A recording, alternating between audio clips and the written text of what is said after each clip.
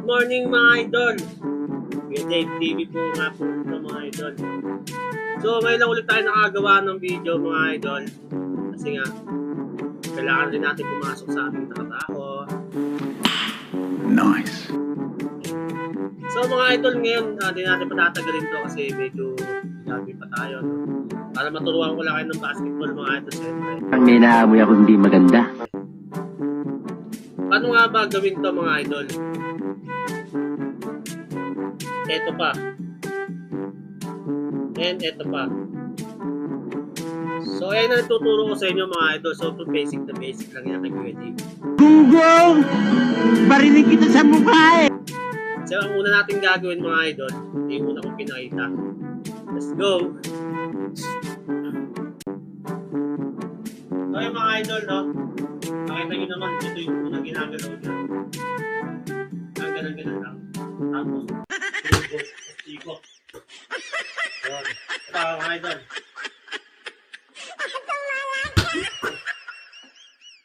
Nakita nyo mga idol. Idol, diba?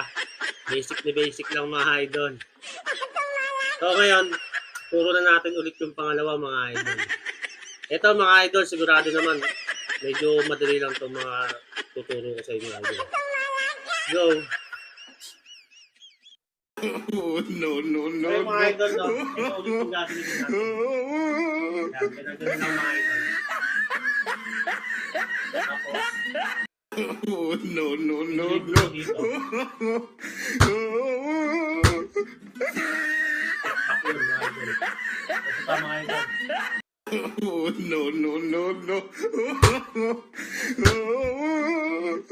Step back.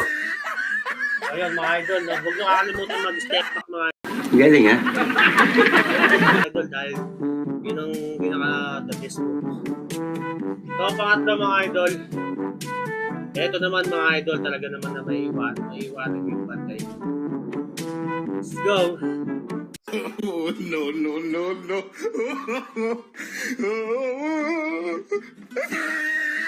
Ayun mga idol, no? Oh, no. Nakita nyo mga idol, may iwan.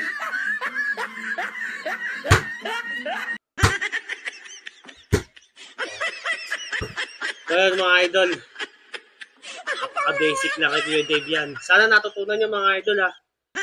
Lalo na yung yung pangatlo. So doon tayo babawi sa pangatlo mga idol. Maganda rin naman yung una, pangalawa.